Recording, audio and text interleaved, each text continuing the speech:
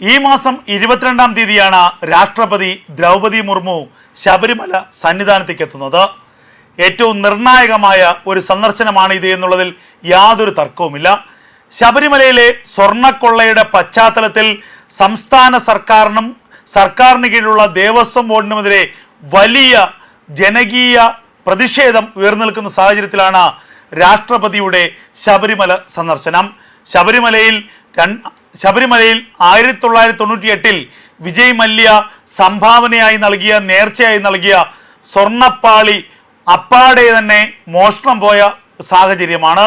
ഇതുകൂടാതെ ശബരിമലയിലെ ദ്വാരപാലകരുടെ ശ്രീകോവിലിന് മുന്നിലുള്ള ദ്വാരപാലകരുടെ സ്വർണ്ണ കവചമടക്കം മോഷണം പോയി.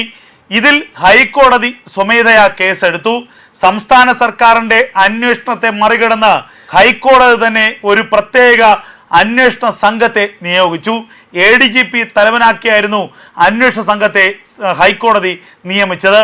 ഇതിൽ നിന്ന് തന്നെ സംസ്ഥാന സർക്കാരിൻ്റെ പോരായ്മയും സംസ്ഥാന സർക്കാരിൻ്റെ വീഴ്ചയും ക്ഷേത്രത്തിൻ്റെ നിലവിലെ ഭരണസമിതിയായ ദേവസ്വം ബോർഡിൻ്റെ വീഴ്ചയും ഒക്കെ തന്നെ വ്യക്തമാകുന്നതാണ്.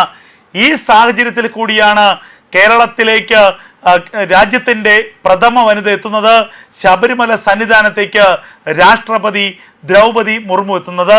ഇതിൽ ഏറ്റവും സുപ്രധാനമായ മറ്റൊരു കാര്യം, ദ്രൗപദി മുർമുവിനെ സന്നിധാനത്ത് കാണുന്നതിനും അവരുമായി സംസാരിക്കുന്നതിനും ശബരിമല കർമ്മസമിതിക്ക് അനുമതി ലഭിച്ചു എന്നുള്ള വാർത്തയാണ് ഏറ്റവും സുപ്രധാനം. ശബരിമലയിലെ 2018 മുതലുള്ള ശബരിമല പ്രക്ഷോഭത്തിൻ്റെ മുൻനിരയിൽ നിന്നത് ശബരിമല കർമ്മസമിതിയായിരുന്നു.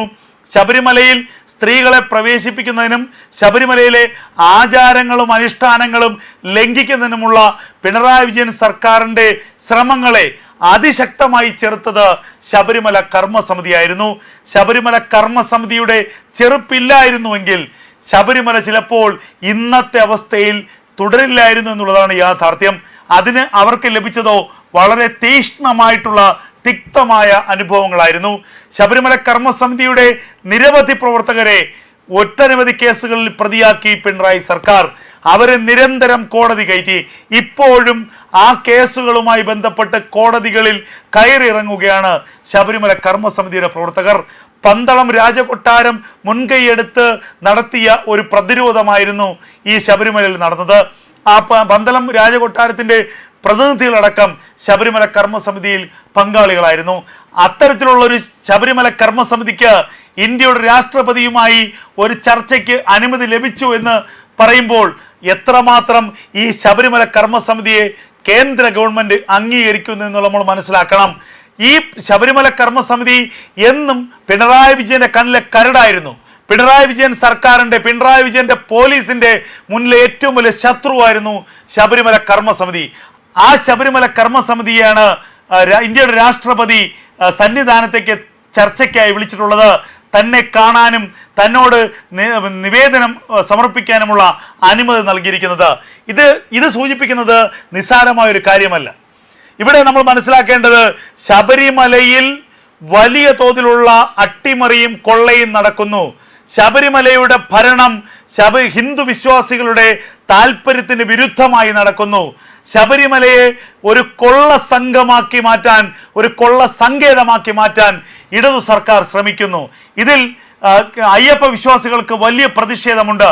അതുകൊണ്ട് തന്നെയാണ് ശബരിമല കേരള സർക്കാരിൻ്റെ കീഴിൽ നിന്ന് കേന്ദ്ര സർക്കാരിൻ്റെ കീഴിലേക്ക് പോകണമെന്ന ആവശ്യം വലിയൊരു വിഭാഗം വിശ്വാസികൾ ഉന്നയിക്കുന്നത്.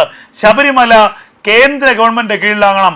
ഒരു അന്താരാഷ്ട്ര തീർത്ഥാടന കേന്ദ്രമായി ശബരിമല മാറണമെങ്കിൽ ശബരിമലയുടെ ഭരണം കേന്ദ്ര സർക്കാരിൻ്റെ കീഴിൽ വരണം. പക്ഷേ അത് ടെക്നിക്കലി സാങ്കേതികമായി എത്രമാത്രം പ്രാവർത്തികമാകുമെന്നുള്ളത് വ്യക്തമല്ല. എങ്കിൽ പോലും കേന്ദ്ര സർക്കാർ ഒരു പോളിസി ഉണ്ടാക്കിയാൽ, കേന്ദ്ര സർക്കാരിൻ്റെ ഒരു നിയമനിർമ്മാണം ഉണ്ടാക്കിയാൽ അതിൽ ശബരിമലയെ കേന്ദ്രത്തിന് ഏറ്റെടുക്കാമെന്നുള്ള ചില പഴുതുകളുണ്ട് എന്ന് നിയമവിദഗ്ധർ വ്യക്തമാക്കുന്നു. സംസ്ഥാന സർക്കാരിൻ്റെ അന്വേഷണത്തെ മറികടന്ന് ഹൈക്കോടതി തന്നെ ഒരു പ്രത്യേക അന്വേഷണ സംഘത്തെ നിയോഗിച്ചു. ADGP തലവനാക്കിയായിരുന്നു അന്വേഷണ സംഘത്തെ ഹൈക്കോടതി നിയമിച്ചത്. ഇതിൽ നിന്ന് തന്നെ സംസ്ഥാന സർക്കാരിൻ്റെ പോരായ്മയും സംസ്ഥാന സർക്കാരിൻ്റെ വീഴ്ചയും ക്ഷേത്രത്തിൻ്റെ നിലവിലെ ഭരണസമിതിയായ ദേവസ്വം ബോർഡിൻ്റെ വീഴ്ചയും ഒക്കെ തന്നെ വ്യക്തമാകുന്നതാണ്. ഈ സാഹചര്യത്തിൽ കൂടിയാണ് കേരളത്തിലേക്ക് രാജ്യത്തിൻ്റെ പ്രഥമ വനിത എത്തുന്നത്, ശബരിമല സന്നിധാനത്തേക്ക് രാഷ്ട്രപതി ദ്രൗപദി മുർമു എത്തുന്നത്. ഇതിൽ ഏറ്റവും സുപ്രധാനമായ മറ്റൊരു കാര്യം, ദ്രൗപദി മുർമുവിനെ സന്നിധാനത്ത് കാണുന്നതിനും അവരുമായി സംസാരിക്കുന്നതിനും ശബരിമല കർമ്മസമിതിക്ക് അനുമതി ലഭിച്ചു എന്നുള്ള വാർത്തയാണ് ഏറ്റവും സുപ്രധാനം. ശബരിമലയിലെ 2018 മുതലുള്ള ശബരിമല പ്രക്ഷോഭത്തിൻ്റെ മുൻനിരയിൽ നിന്നത് ശബരിമല കർമ്മസമിതിയായിരുന്നു. ശബരിമലയിൽ സ്ത്രീകളെ പ്രവേശിപ്പിക്കുന്നതിനും ശബരിമലയിലെ ആചാരങ്ങളും അനുഷ്ഠാനങ്ങളും ലംഘിക്കുന്നതിനുമുള്ള പിണറായി വിജയൻ സർക്കാരിൻ്റെ ശ്രമങ്ങളെ അതിശക്തമായി ചെറുത്തത് ശബരിമല കർമ്മസമിതിയായിരുന്നു. ശബരിമല കർമ്മസമിതിയുടെ ചെറുപ്പില്ലായിരുന്നുവെങ്കിൽ ശബരിമല ചിലപ്പോൾ ഇന്നത്തെ അവസ്ഥയിൽ തുടരില്ലായിരുന്നു എന്നുള്ളതാണ് യാഥാർത്ഥ്യം.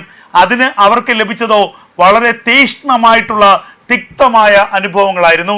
ശബരിമല കർമ്മസമിതിയുടെ നിരവധി പ്രവർത്തകരെ ഒട്ടനവധി കേസുകളിൽ പ്രതിയാക്കി പിണറായി സർക്കാർ.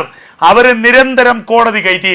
ഇപ്പോഴും ആ കേസുകളുമായി ബന്ധപ്പെട്ട് കോടതികളിൽ കയറിയിറങ്ങുകയാണ് ശബരിമല കർമ്മസമിതിയുടെ പ്രവർത്തകർ. പന്തളം രാജകൊട്ടാരം മുൻകൈയെടുത്ത് നടത്തിയ ഒരു പ്രതിരോധമായിരുന്നു ഈ ശബരിമലയിൽ നടന്നത്. ഇതെല്ലാം കൂടി സമൂഹത്തിൽ നിലനിൽക്കുന്ന സാഹചര്യത്തിലാണ് രാഷ്ട്രപതി ദ്രൗപദി മുർമു ശബരിമലയിലേക്ക് എത്തുന്നത്. അതിന് പിന്നാലെ പ്രധാനമന്ത്രി നരേന്ദ്രമോദി ശബരിമല സന്ദർശിക്കുമെന്ന് കേരളത്തിലെ BJPയുടെ സംസ്ഥാന അധ്യക്ഷൻ രാജീവ് ചന്ദ്രശേഖർ തന്നെ വ്യക്തമാക്കുകയും ചെയ്തു. ഈ സാഹചര്യത്തിൽ ഈ ദ്രൗപദി മുർമുവിൻ്റെ സന്ദർശനം കേന്ദ്ര സർക്കാരിൻ്റെ ശബരിമലയിലുള്ള ഇടപെടലിൻ്റെ പ്രാരംഭ നടപടിയാണ് എന്ന് നമുക്ക് ചേർത്ത് വായിച്ചാൽ തെറ്റു പറയാനാകില്ല. എന്തായാലും ശബരിമലയിൽ വളരെ കൃത്യമായ നിലപാട് കേന്ദ്ര സർക്കാരിനുണ്ട്. ശബരിമലയെ പിണറായി വിജയൻ്റെ കളിത്തൊട്ടിലാക്കാനോ അല്ലെങ്കിൽ പിണറായി വിജയൻ്റെ കളിക്കോപ്പാക്കാനോ കേന്ദ്ര സർക്കാർ സമ്മതിക്കില്ല എന്നുള്ളത് വ്യക്തമാണ്. പിണറായിക്ക് മുകളിൽ ഒരു സർക്കാർ രാജ്യത്തുണ്ട്, പിണറായിക്ക് മുകളിൽ ഒരു പ്രധാനമന്ത്രി രാജ്യത്തുണ്ട്. ആ പ്രധാനമന്ത്രി രാജ്യം ഭരിക്കുന്നിടത്തോളം കാലം ഹൈന്ദവ സമൂഹത്തിൻ്റെ കണ്ണീര് പൊടിയാൻ അനുവദിക്കില്ല എന്നുള്ളത് യാഥാർത്ഥ്യമാണ്. ശബരിമലയിൽ കേന്ദ്രത്തിൻ്റെ അടിയന്തര ഇടപെടൽ എന്ന് ഉറപ്പിച്ച് നമുക്ക് പറയാം. രാഷ്ട്രപതി ദ്രൗപദി മുർമുവിൻ്റെ സന്ദർശനം കേന്ദ്ര ഇടപെടലിൻ്റെ മുന്നോടിയായിട്ടുള്ളത്. തൊട്ടു പിന്നാലെ പ്രധാനമന്ത്രി നരേന്ദ്രമോദി ശബരിമലയിലേക്ക് എത്തും. അതിനുശേഷം കേന്ദ്രത്തിൻ്റെ കയ്യിലേക്ക് ശബരിമലയുടെ ഭരണം എത്തുമെന്ന കാര്യത്തിൽ ഒരു തർക്കവുമില്ല.